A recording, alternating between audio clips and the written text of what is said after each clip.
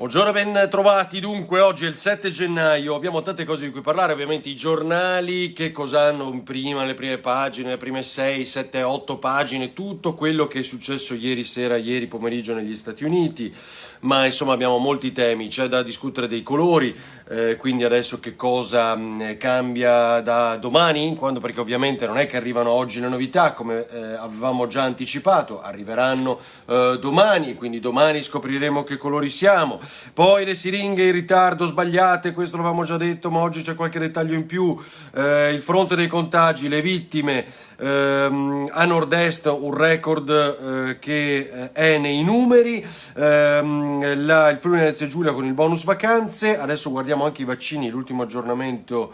Vabbè, dopo lo troverò. Sileri, il vice ministro che va contro il suo ministero, il CTS, vi dicendo, poi ve lo raccontiamo. Ma quello da cui volevo cominciare invece, ciao Christian, Matteo, buongiorno a tutti, condividiamo anche sul profilo. Abbiamo raggiunto ieri numeri pazzeschi, più di 200.000 persone, una cosa del genere. Grazie per notizie fresche. Beh, vediamo Racar. Di certo una cosa non volevo fare, partire da Trump, come fanno tutti. Lasciamo perdere, dopo ci arriviamo, ma c'è poco da dire, insomma, si è giocato qualsiasi altra possibilità e ha avallato, spinto, fomentato quella manifestazione ieri sbagliata. Addirittura sono 4 le vittime per la manifestazione di ieri, fino a questa notte eravamo convinti fosse soltanto non si può dire, ma fosse una, invece addirittura poi sono 4. Ma voglio partire da un'altra cosa.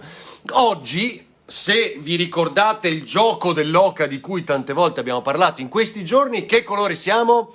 Vediamo se qualcuno se lo ricorda. Oggi siamo un colore, perché fino a ieri, l'altro ieri eravamo rossi, oggi siamo un colore, domani domani siamo un altro colore, il 9 e il 10 saremo arancioni e da lunedì fino almeno a domani non si sa. Giallo, bravissima Racar, primo ha vinto, niente perché non abbiamo nulla da vincere, però siamo gialli, oggi e domani. Perché volevo partire da questo? Perché nello strano gioco dei colori, oggi ho ricevuto un video e pensavo ai ristoratori. Pensavo a questi ristoratori che fondamentalmente durante le vacanze, magari per chi ha fatto vacanze durante il Natale, hanno scelto di stare chiusi, punto stop, perché con le consegne a domicilio, con l'asporto non si vince assolutamente niente. No, Elisabetta, arancione è il 9 e il 10, oggi e domani siamo gialli. E siccome non tornano i soldini per quanto riguarda il periodo natalizio, perché l'asporto era nulla, perché non c'erano i ristoranti aperti, non si poteva stare aperti, oggi finalmente possono riaprire per pranzo, poi chiudere comunque alle 18, lo sapete, oggi e domani, perché poi il weekend è arancione. Quindi ricevo poi questo video dello chef Morgan che stamattina mi dice: puoi guardare Avarino, poi mi dici cosa ne pensi. Ma io stamattina mi sono svegliato con la loro idea, con la possibilità di andare a pranzo finalmente, di aiutare questa categoria che è martoriata da mesi. Non parto da Trump, parto da questo. E sapete cosa mi ha detto Morgan? Poi pubblicheremo anche il video sul sito ferdinandoavarino.it. Un ristorante, non dico grande, piccolo, medio, per ripartire ha bisogno di almeno 3.000 euro di merce, di cibo, di vini, di tutto, di costi, di personale. 3.000 euro per poco. Quindi uno che oggi apre deve avere questi 3.000 euro investiti anche oggi nel suo ristorante per aprire oggi e domani, poi arancione e poi chissà. Quindi il tema è: queste persone come fanno a programmare il proprio lavoro ancora una volta senza sapere cosa sarà lunedì? Si può andare in Slovenia? No. In diretta. Che altro mi scrive? Ciao Ferdinando, ormai la pandemia sta rovinando il cervello, è un anno che andiamo avanti, non se ne esce, apri, chiudi, apri, ma come pensano che si vada avanti? Luisa ha perfettamente ragione, il macello è questo. Grazie Sole, anche lui ha risposto a chi mi chiedeva se si può andare in Slovenia. No. Vabbè, vi ho parlato dei ristoratori, un pensiero almeno anche per loro in questa giornata. Trump, vi ho già detto un po' quello che penso, addirittura il bilancio delle vittime sale. In tutto questo noi vediamo il nostro amico Jack Angeli con la pelle, le coiota e le corna, seduto nello scranno più alto del Senato, e quell'immagine lì che mi manda in bestia. Perché se le proteste, non mi interessa Trump, Biden, non mi interessa, è l'immagine di una debolezza mai vista. forse dall'11 settembre, dove il dramma fu tutt'altra cosa, questo è ben distinguere, ma mai visto un sintomo di debolezza così grande da parte degli Stati Uniti. Record assoluto in numeri assoluti di vittime per Covid nel mondo, la gestione della pandemia come sappiamo, cioè oggi si aggiunge questa manifestazione per la quale ancora non mi spiego come sia possibile che un gruppo di persone, diciamo così, lasciamo stare ogni commento e giudizio, riesca a entrare nel tempio della democrazia in questa maniera, e tutto il mondo guarderà la foto del signor Jack Angeli con le corna alla pelle di coyote seduto nello scranno più alto. Russia, Cina, tutti questi ovviamente ridono e il nostro mondo occidentale fa questa fine qui, mentre la Cina si compra anche altro, oggi continua l'inchiesta del Gazzettino, tra poco ne parliamo, la Cina che si compra Venezia, intanto si compra l'Iveco, l'Inter, tutto quello che c'è dentro ai porti, che sappiamo i rapporti commerciali, con il suo dumping, le tasse, perché è interessante il nodo delle tasse che ovviamente sottolinea l'inchiesta del Gazzettino con i numeri della Guardia di Finanza. Andiamo velocissimi, le siringhe in effetti erano veramente sbagliate. I numeri, scusate, dei vaccini sono 322.943 in Italia, il dato mi pare appunto di questa mattina. Il Veneto ha vaccinato quasi il 100% delle dosi arrivate, comunque 86%, sono 36.929, il Friuli Venezia Giulia 7.293. C'è il problema delle siringhe, del quale avevamo già parlato, ma cosa succede? Questo riconferma la vittoria della Cina su scala globale. Giordano Auriello, ecco, vedi, un imprenditore spesso ospite da Ring dal punto di vista sanitario e politico, no? Giordano, commerciale poi soprattutto, quindi si sta andando a comprare il mondo, ma soprattutto l'Italia che è in saldo. Per quanto riguarda, dicevo, le siringhe sono arrivate sbagliate in Piemonte, Liguria, Lombardia, Umbria e Molise. L'avevamo detto, oggi è anche un po' su tutti i giornali, non solo il caso Lombardia, ma anche altre regioni. Piemonte, Liguria, Lombardia, Umbria e Molise arrivano quelle da 5 millilitri, che sono quelle un po' più grandi, quando invece servono quelle da 3 millilitri per iniettare la soluzione salina all'interno della boccettina che contiene le 6 dosi e per togliere l'aria, insomma tutto quel procedimento dei 10 capovolgimenti che devi fare prima e dopo la soluzione salina è un macello, ma per inocularla serve quella da 1 millilitro perché la dose è 0,3, quindi calcolare con precisione è l'unica che ce lo può consentire. Ieri abbiamo detto dei medici di base, dei medici in pensione che dicono di non essere coinvolti sul fronte della vaccinazione. Bene, oggi cosa dicono i medici di base, mi pare, sui giornali? Ma noi se dobbiamo far parte della macchina della vaccinazione dobbiamo essere immunizzati noi per primi. Quindi in realtà tutto il contrario di tutto anche da parte dei nostri amici medici di base, che prima dicono non ci avete coinvolto, poi dicono ma se volete coinvolgerci prima dovete immunizzarci a noi.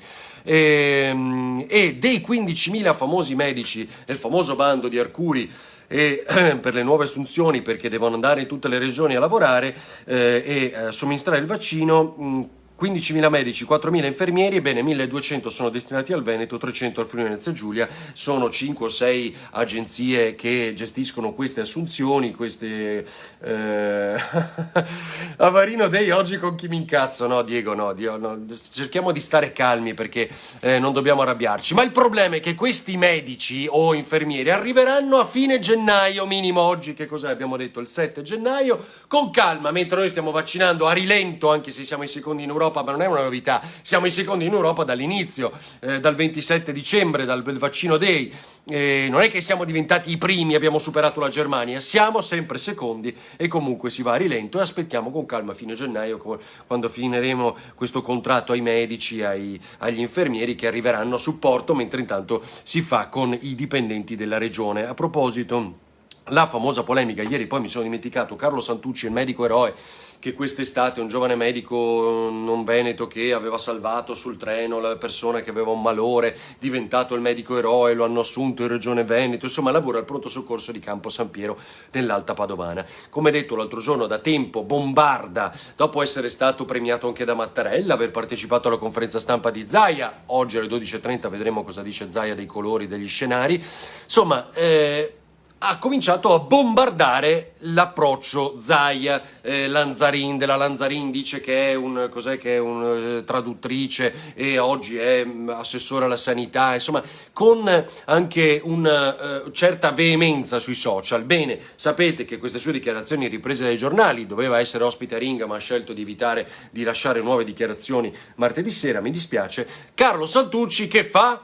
Zaia manda gli ispettori, ma mica per capire che cosa succede, se davvero, come dice Santucci, ci sono persone che stanno 3-4 giorni in pronto soccorso perché non c'è posto, perché si sbaglia, perché quello che dice lui. Risultato, ieri ha rimosso dai social tutte le sue intemerate. Quindi alla fin fine, anche qui, capite che poi casca il palco. Se tu dici una cosa e quella cosa è vera, che problema c'hai? Dillo, lasciala, no? Poi sarà l'inchiesta ovviamente della regione a capire se è così. Ha sputtanato la traduttrice, dice Giuseppe. Sì, ma il ruolo politico non implica che tu debba essere laureato in quella, è una decisione politica, dopodiché ci sono tutti i vertici, i dirigenti che devono avere ovviamente competenza e esperienza. Hai ragione Giuseppe, lo sappiamo benissimo, quanti ministri e assessori non sono esperti della materia di cui non sono derivazione della materia di cui si occupano.